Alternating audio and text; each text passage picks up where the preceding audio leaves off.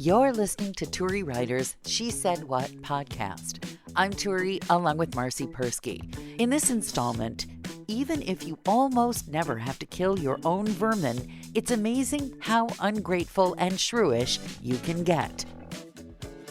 Yesterday was my day. At least in my memory, which only goes back 48 hours. It was the worst day. What happened? I got up in the morning, looked in the sink, and it was full of dishes, which I don't know why, but I assumed someone else would do the night before. Lunatic that you So are. I just went, yeah, lunatic that I am with, one arm in a cast. So I said, okay, I'll do them later.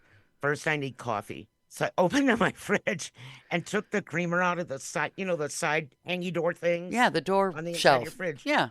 Thank you, shelf. So I pulled the creamer out, and the whole shelf came with it, Ooh. including a gallon of apple cider, unopened. Whoopsie. Which, hit the floor and just everywhere. And I mean, the rugs were soaked. My couch, it hit everything. It was just like an explosion of cider. It's amazing how something that can be contained within a 1 gallon plastic bottle can somehow manage to coat an entire 8x12 room. Oh, it was crazy. So I got my new floor steamer out. First, I got my mop, the $50 magic mop. Oh, before the sham whoop, because you cut them in Yes. half. Before you used the sham whoop, Yes. you used the magic mop.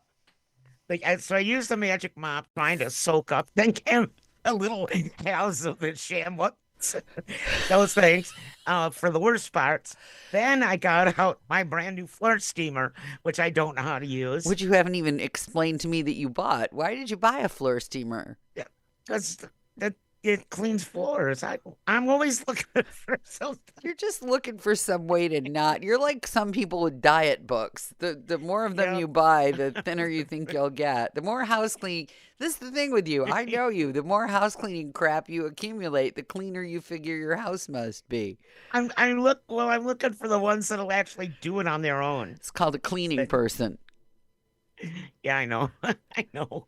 But by the time I got done with this steamer that I don't know how to use, I pretty much got all the cider up. Pretty much.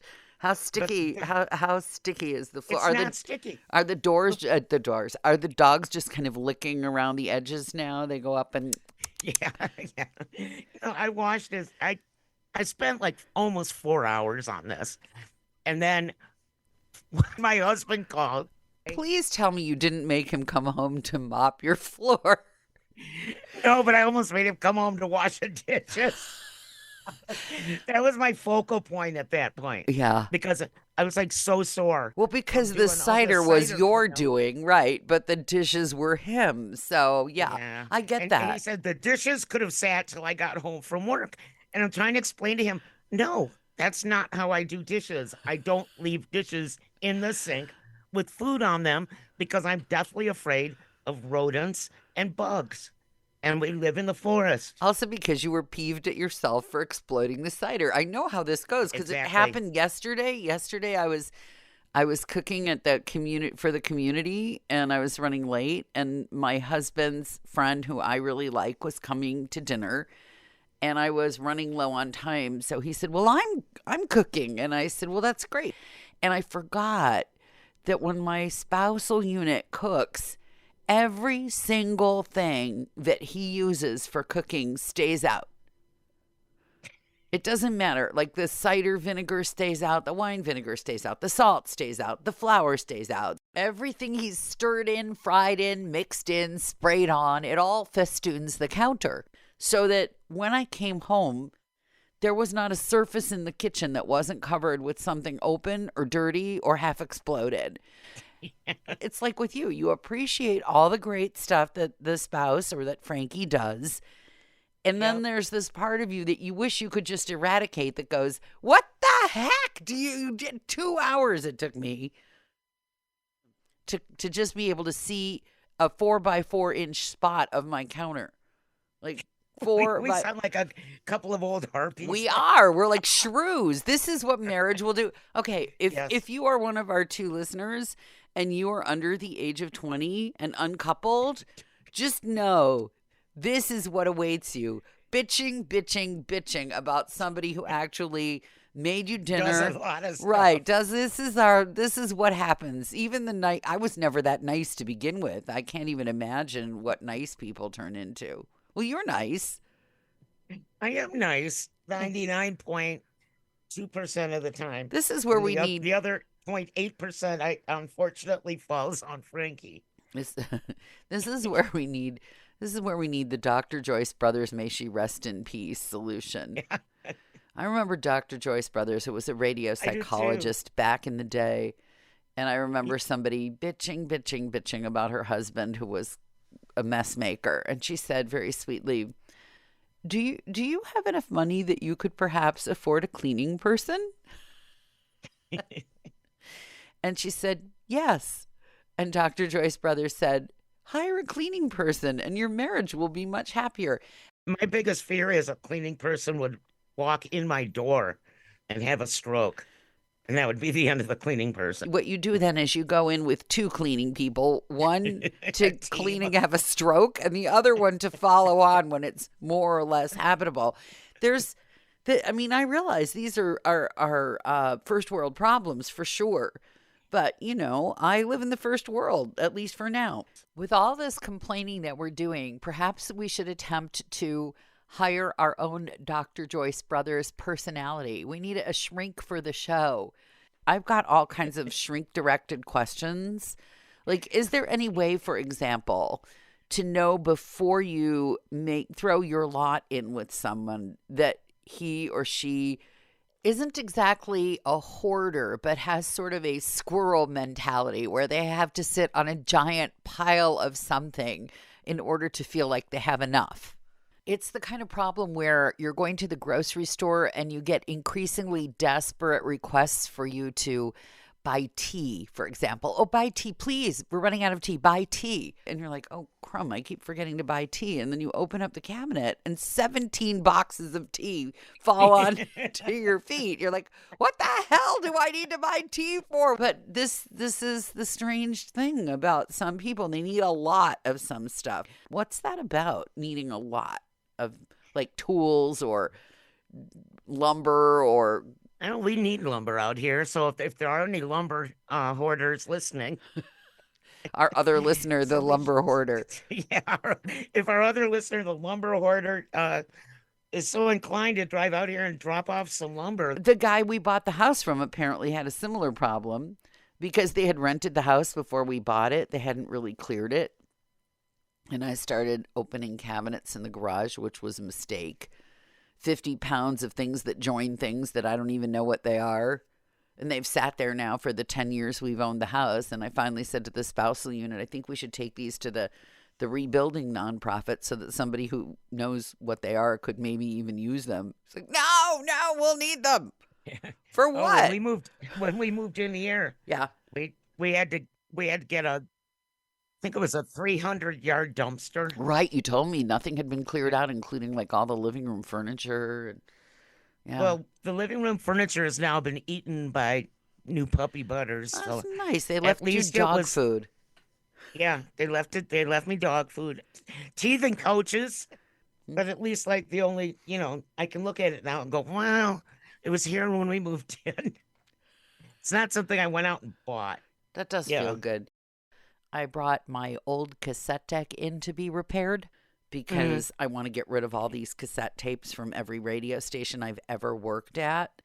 I thought, well, I'll digitize them in this computer that I haven't updated in 16 years. The computer tried to update this morning and it was like, it gave up because it's so out of date. At a certain point, it just looks at you and goes, I can't fix this. You have to leave this just the way it is. Anyway, I brought the cassette deck in.